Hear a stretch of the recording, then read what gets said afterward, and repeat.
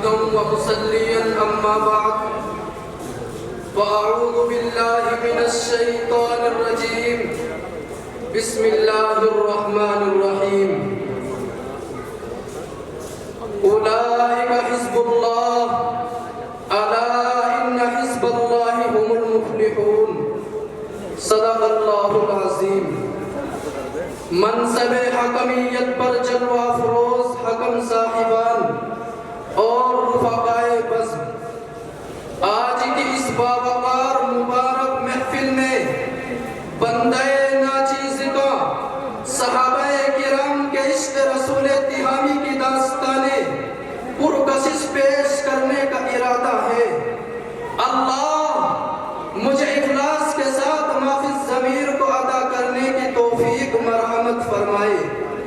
حضرات گرامی، تم نے اس دنیا رنگ و بو کے صفحات پر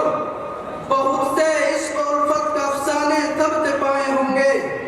دلوں کی جاذبیت اور سینوں کے کھنچاؤ کے البیلے ترانے سنے ہوں گے، ایس کی صحرا نوردی، فرہادی کی کوہکنی اور قید خانہ مصر کے نعروں سے آگاہی پائی ہوگی، اور بہت سے اجڑے ہوئے دلوں کا حال سنا اور پڑھا ہوگا۔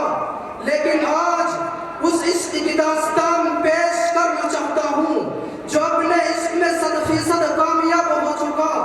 جن کے عشق کی کامیابی کا اعلان خود خداوند قدوس اپنی کتاب جاویدانی میں محفوظ کر چکا، جن کے عشق کی کامیابی کا اعلان کہیں اولئک هم الراشدون کہہ کر بیان فرمایا، کہیں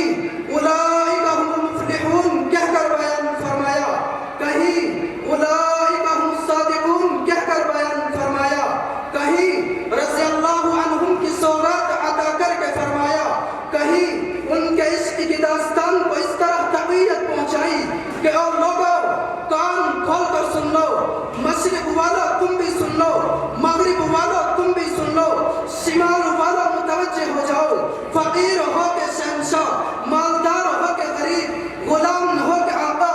عربی ہو کے عجمی، غرض یہ کہ کائنات میں کسی علاقے اور کسی نسل سے ہو، اس کا ایمان کامل اور مکمل نہیں جو صحابہ کی اداؤں پر خود کو نچھاور نہ کر دے۔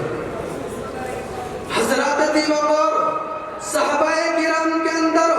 وہ کیا ادائیں تھی جن کی بنا پر اللہ تعالیٰ نے ان سے خوشنودی کا اعلان فرما دیا؟ یہ سب کچھ اس لیے ہوا کہ صحابہ کرام نے محبوب خدا صلی اللہ علیہ وسلم کے لائے ہوئے دین کی خاطر اپنے مال کو وقف کر دیا، رحمت للعالمین کی اتباع کے لیے اپنے خاندان اور رشتہ داروں سے دشمنی خرید لی تھی، جو آپ کی رضا کی خاطر جگر کا خون پیش کرنے کو ایک معمولی سی چیز سمجھتے تھے، اور ان کی ایک پکار رہتی تھی کہ نکل جائے دم تیرے قدموں کے نیچے، یہی دل کی حسرت، یہی آرزو ہے۔ حضرت بلال حبشی رضی اللہ عنہ نے جب اسلام کی شمع پر فدائیت کا سبق پڑھا اور حلقہ بگوش اسلام ہو گئے، تو کفار مکہ نے